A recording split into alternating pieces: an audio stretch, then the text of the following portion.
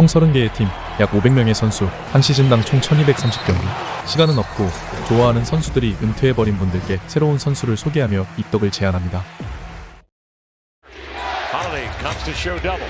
Off it comes to Cameron Johnson into the lane to the glass. Outbound spiked down there by Kamara. 오늘의 주인공은 포틀랜드 트레일 블레이저스의 투마니 카마라입니다. 지난 시즌 공격자 파울률도 106개로 신기록을 세웠음에도 아직 저평가되고 있는 선수 카마라의 이야기를 시작합니다.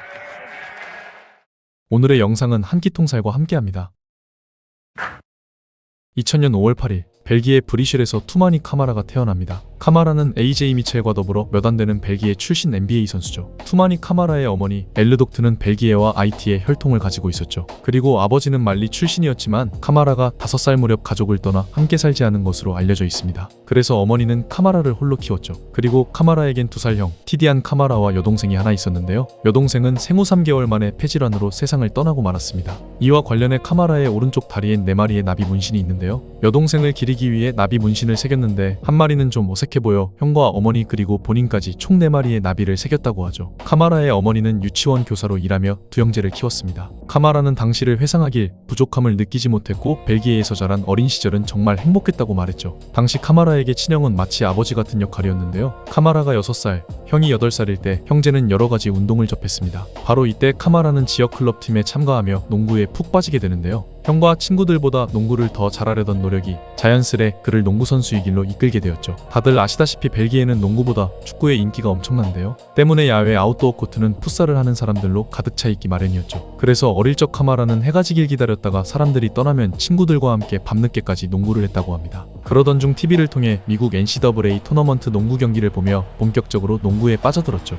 하지만 벨기에는 미국 동부 시간보다 6시간 앞서 있어서 NBA 경기가 벨기에 시간으로 새벽 1시쯤 시작하곤 했는데요. 카마라는 그럼에도 늦은 시간까지 NBA 경기를 시청했다고 합니다. 그중 마이애미에서 우승을 차지한 드웨인 웨이드의 팬이었다고 말하기도 했죠. 이 무렵 카마라는 프로농구 선수가 되기로 마음을 먹고 유나이티드 바스켓 원루의 팀으로 클럽을 옮겼죠. 꾸준히 노력해온 카마라는 여기서 유럽 선수권 대회에 출전할 16세 이하 벨기에 대표팀에 선발됩니다. 그리고 이때 당시 대표팀 코치는 미국 플로리다 웨스턴의 한 코치를 알고 있었는데요. 카마라가 NBA 선수가 되고 싶어 한다는 것을 알고 그가 미국에 진학할 수 있도록 도와줍니다. 덕분에 카마라는 16살에 플로리다에 위치한 차미네이드 마돈나 콜리지 프랩스쿨에 진학하게 됩니다.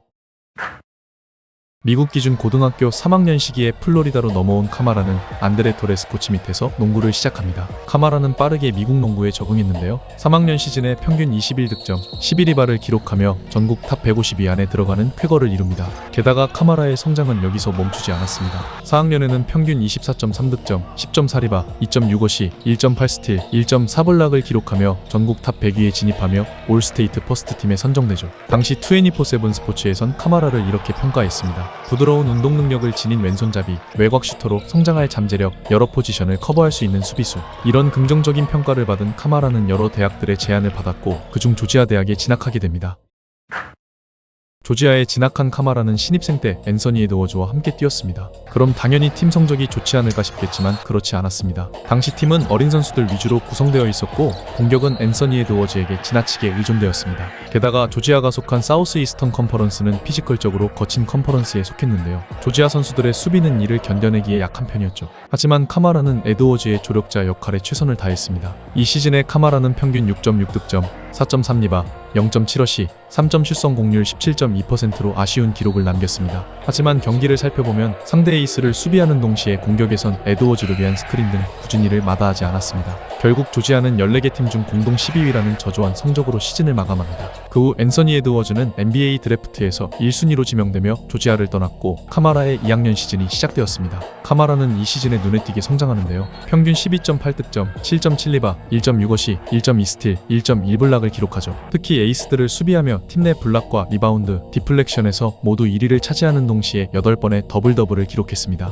하지만 카마라의 노력과 달리 조지아 팀 성적은 기대에 못 미쳤습니다. 그래서 카마라는 고민 끝에 데이턴 대학으로 이적을 결심합니다. 훗날 인터뷰에서 말하길 3학년에 접어드는 시점에서 베테랑으로서 자신을 테스트해보기 위해서였다고 했죠. 앤서니 그랜트 감독이 이끄는 데이턴은 비교적 젊은 스쿼드였는데요. 여기서 카마라는 자신을 수비 전문 선수가 아닌 포워드로 완성시켜 나갑니다. 가장 큰 변화는 3점 슛이었는데요. 조지아에서 보낸 2시즌 동안 카마라의 3점 슛 성공률은 평균 23.3%였습니다. 하지만 데이턴에선 그의 슛이 잘 안 들어가더라도 막지 않고 꾸준히 가다듬을 기회를 줬습니다. 덕분에 데이턴에서 보낸 첫 시즌에 3점 슛 성공률이 33.8%까지 상승했죠. 이 시즌에 카마라는 평균 10.9득점, 6.9리바, 1.65시를 기록하는데요. 젊은 선수들을 이끌고 분위기를 주도하는 리더로 거듭나며 팀은 컨퍼런스 2위를 차지하게 됩니다. 시즌을 마친 카마라는 NBA 드래프트에 참가하고자 했지만 이내 철회하고 대학에서 4년차 시즌을 보내기로 결심합니다. 이때 카마라는 팀의 주장을 맡으며 팀과 자신을 더욱 가다듬어 갔는데요. 이 시즌에 평균 13.9득점,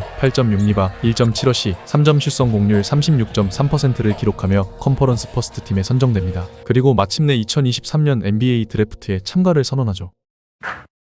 웬반야마가 나왔던 2023 NBA 드래프트. 당시 카마라는 23살로 다른 유망주들에 비해 나이가 많은 선수였습니다. 그리고 수비 능력은 모두가 인정하지만 아직 공격 능력에 대해선 확신이 없었죠. 블리처 리포트의 모의 드래프트에선 2라운드 49픽 정도가 예상되었는데요. 결과는 피닉스 선즈의 2라운드 52픽이었죠. Toumani Camara from Brussels, Belgium, and the University of Dayton.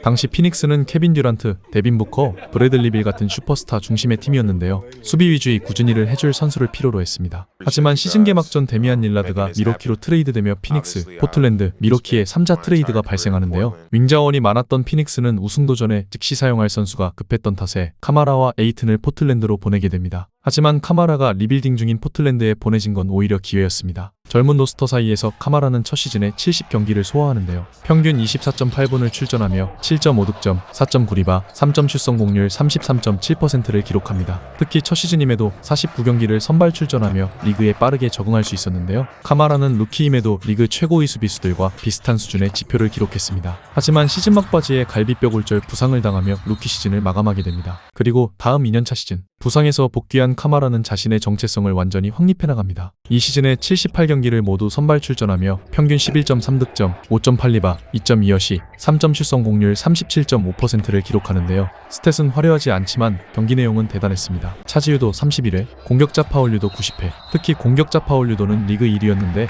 2위와 30개 이상 차이가 날 정도로 뛰어났습니다. 그리고 2월에는 이다리 수비수에 선정되고 시즌을 마친 뒤엔 올 디펜시브 세컨드 팀에 선정됐습니다. 이렇게 뛰어난 지표를 남겼음에도 퍼스트 팀에 선정되지 못한 이후엔 팀의 영향도 한몫을 했습니다. 포틀랜드는 아직 어린 선수들 위주의 로스터였고 36승 46패로 서부 12위를 차지했죠. 일부 팬들은 카마라가 퍼스트 팀에 선정됐어야 한다며 아쉬움을 표하기도 했습니다. 그리고 찾아온 3년차 시즌. 이 시즌에 카마라는 한 단계 더 성장하는데요. 82경기를 모두 주전으로 소화하며 평균 득점이 11.3점에서 13.4점까지 증가하죠. 여기엔 3점 슛이 크게 작용했습니다. 3점 슛 성공률은 지난 시즌과 비슷했지만 경기당 1.7개에서 2.7개로 성공 개수가 증가하며 영향을 끼친 거죠. 동시에 수비 효율은 줄어들지 않았는데요. 2005년부터 공격자 파울 유도를 기록하기 시작했고 2006년 발회장의 99개가 역대 최고 기록이었죠. 그런데 카마라는 106개로 신기록을 달성합니다. 또한 상대팀들이 카마라의 수비를 기피하는 전략을 들고 나올 정도였죠. 때문에 스틸과 블락은 작년에 비해 소폭 감소하게 됩니다. 이 시즌에 포틀랜드는 데니 아부디아, 셰이든 샤프, 도노반 클링원 등 젊은 선수들이 눈에 띄게 성장하는데요. 42승 40패, 정규 시즌 8위를 차지하며 플레이인 토너먼트에 진출하게 됩니다. 과거 릴라드 중심의 포틀랜드는 작은 가드들 위주의 수비가 약한 팀이었는데요. 지금의 포틀랜드는 클링원, 카마라, 아부디아 같은 사이즈가 좋은 선수들이 주축이 되었죠. 플레이인 토너먼트에서 포틀랜드는 7위 피닉스와 맞붙게 되었는데요. 여기서 포틀랜드의 팀 색깔이 확연하게 드러났습니다. 데빈 부커와 제일런 그린 위주로 공격을 펼치는 피닉스는 초반부터 포틀랜드의 수비에 많은 체력을 소모하기 시작합니다. 득점을 내주더라도 계속해서 불편하게 만들었죠. 한때 11점 차까지 앞서가던 피닉스는 경기 후반 체력이 고갈되며 결국 4점 차로 역전패를 당하게 됩니다. 특히 데빈 부커는 4쿼터에 한 개의 슛도 성공시키지 못했죠. 결국 포틀랜드는 피닉스를 이기고 7위로 플레이오프에 진출하게 됩니다. 그리고 여기서 샌안토니오와 만나게 되는데요. 그 결과는 4대1 패배였죠. 이 시리즈에서 카마라는 평균 33분을 소화하며 7득점, 5.4리바, 1.2어시, 1.4스틸을 기록하는데요. 가장 막기 힘든 선수 중 하나인 웬바냐마, 게다가 캐슬, 팍스, 하퍼 등 카마라는 빈틈없는 라인업에 점차 지쳐갔습니다. 결국 시리즈 내 3점 슛은 25%대까지 떨어졌고 포틀랜드 선수들은 벽을 느끼며 탈락하고 말았죠. 카마라는 시즌 후 인터뷰에서 말하길 3&D 선수로 성장했지만 아직 최고의 시즌을 보내지 못했다며 오프 시즌 동안 더욱 체력을 강화하겠다는 의지를 밝혔습니다. 그리고 스스로 퍼스트팀급 수비수라고 생각하지만 선정되지 못한 것에 대해 아쉬워하는 모습도 보였습니다. 다음 시즌 카마라는 포틀랜드에 합류한 모란트와 함께 어떤 모습을 보여줄지 기대해봐야겠습니다. 여담으로 카마라는 플로리다에서 생활할 때부터 제인 로페즈와 교제 중인 것으로 알려져 있습니다. 오래전부터 함께하는 사진들이 SNS에 업로드되곤 했죠. 그리고 카마라는 어릴 때부터 그림을 많이 그려 예술적 감각이 뛰어난데요. 한때 만화가를 꿈꾸기도 했다죠. 또 벨기에에서 운영하는 아이들 농구 캠프의 로고도 직접 그려서 디자인했는데요. 드림빅이라고 이름 지은 이 캠프는 벨기에 농구의 미래를 위해 시작했다고 합니다. 앞으로 벨기에에서 어떤 인재들이 탄생할지 지켜보는 것도 흥미롭겠습니다.